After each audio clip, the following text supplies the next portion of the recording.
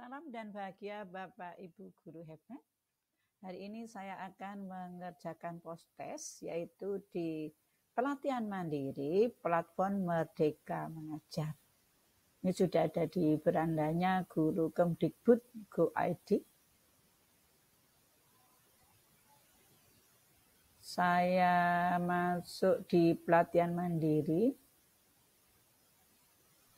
Hari ini yang akan saya post-testkan yaitu yang belum, asesmennya sudah, tinggal penyesuaian pembelajaran dengan kebutuhan dan karakteristik murid SMP SMA sama disiplin positif. Kita mulai yang ini Bapak Ibu.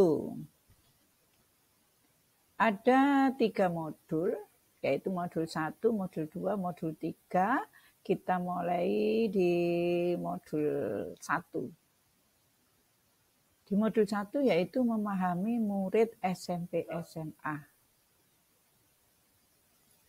Ini ada belajar materi. Di belajar materi sudah hijau semua. Cerita reflektif juga sudah. Karena sudah hijau semua, maka kita langsung kerjakan post-test. Di post-test ada 9 soal. Langsung saya mulai ya Bapak Ibu ya. Nomor 1. Berikut ini adalah faktor-faktor yang mempengaruhi kebutuhan belajar seorang murid. Kecuali ada bakat, keterampilan, pengetahuan, ketertarikan. Bakat. Yang nomor 2, berdiskusi dengan sesama guru merupakan salah satu cara untuk menggali informasi mengenai kebutuhan murid. Benar. Nomor 3. Dalam video, tampak Pak Arif mengalami kendala saat mengajar sehingga nilai kuis murid-muridnya tidak memberikan hasil yang baik. Setelah mengobrol dengan rekannya, ternyata kendala tersebut terjadi karena Pak Arif menggunakan bahasa Indonesia yang hanya dipahami segelintir murid. Rekan Pak Arif menyarankan ia untuk belajar menggunakan bahasa daerah yang lebih dikuasai murid-murid. Di sini tampak penggunaan bahasa yang tepat memegang peranan penting dalam proses belajar murid. Dari kasus Pak Arif, apa saja dampak penggunaan bahasa yang tepat dalam proses pembelajaran? 1. Peningkatan motivasi belajar di kelas dan nilai lembar kerja murid. 2. Murid dapat menguasai bahasa asing dalam waktu singkat. 3. Murid dapat memahami materi pelajaran dengan baik dan menikmati pengalaman belajar di sekolah. 4. Meningkatkan kepercayaan diri murid untuk meniti karir di masa depan. 5. Murid semakin bangga terhadap bahasa daerahnya sendiri. Kita cari 1, 3. 1, 3, 4.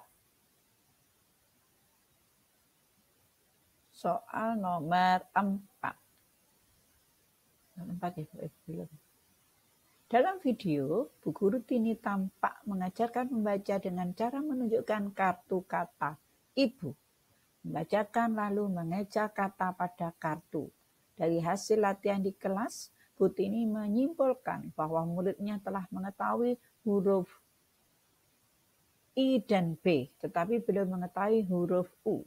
Dalam mengidentifikasi kemampuan membaca awal murid, terdapat 6 indikator yang dapat digunakan, yaitu mengenai bentuk dan melafalkan bunyi huruf, membaca suku kata, sikap membaca, pemahaman jumlah kosakata, dan kemampuan menulis.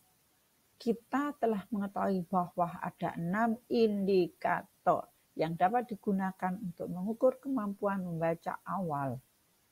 Bagaimanakah sikap yang dapat ditunjukkan oleh Bu Guru Tini dalam menggunakan atau memanfaatkan aneka indikator?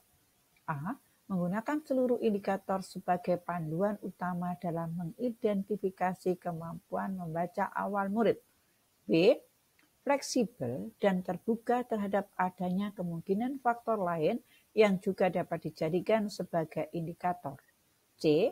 Menggunakan buku bacaan otentik sebagai satu-satunya referensi untuk mengukur kemampuan memahami bacaan. D. Fokus pada kemampuan membaca terlebih dahulu, baru kemampuan menulis murid. Kemampuan menulis murid. Fleksibel. Kita lanjut nomor 5. Dari keempat contoh di bawah ini, manakah yang tidak termasuk ke dalam alternatif modifikasi yang dapat dilakukan guru dalam pembelajaran terdiferensiasi? Asesmen. Ya, baik ya. Nomor 6. Perhatikan kemampuan prasyarat berikut. Murid dapat menulis kalimat lengkap dengan struktur SPOK. Murid dapat membedakan fakta dengan opini. Murid dapat membedakan kalimat utama dengan kalimat penjelas. Murid dapat membaca cepat. Murid dapat menyampaikan ide secara lisan.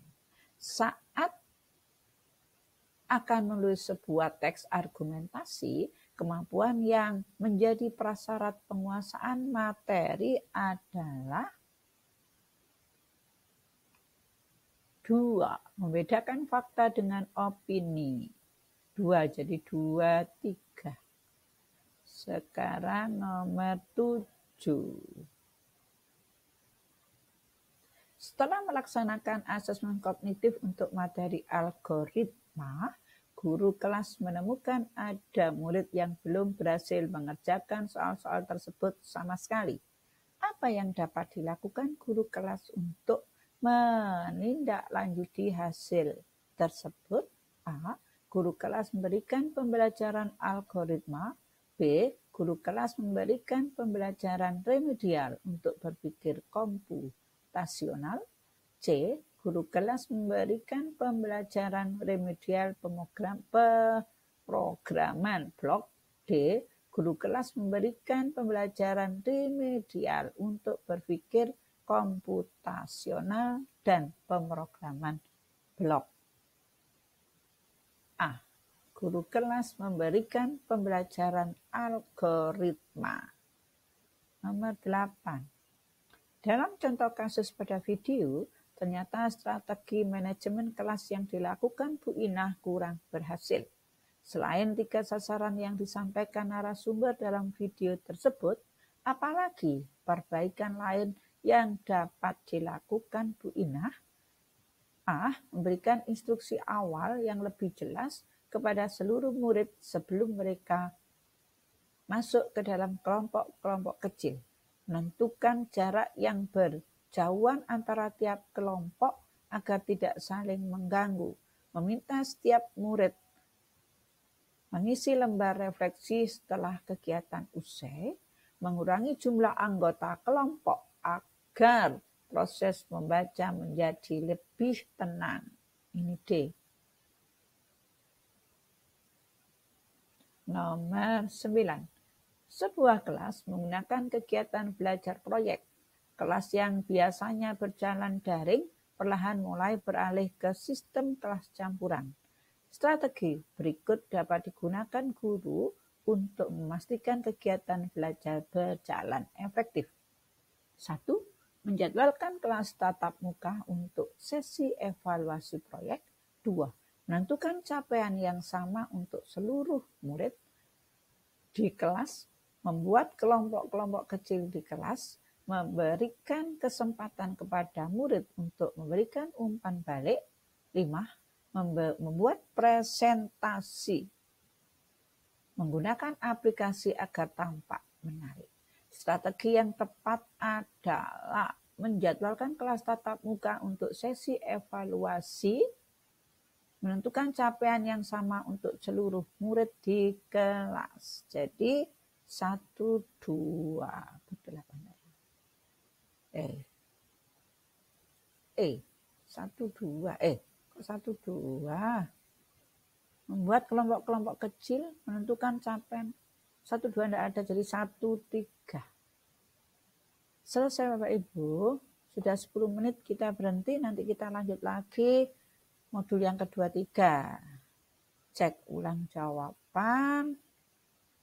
A, B, B, C, B, A, D, A. Kumpulkan. Hore, luar biasa, pemahaman Anda sangat baik.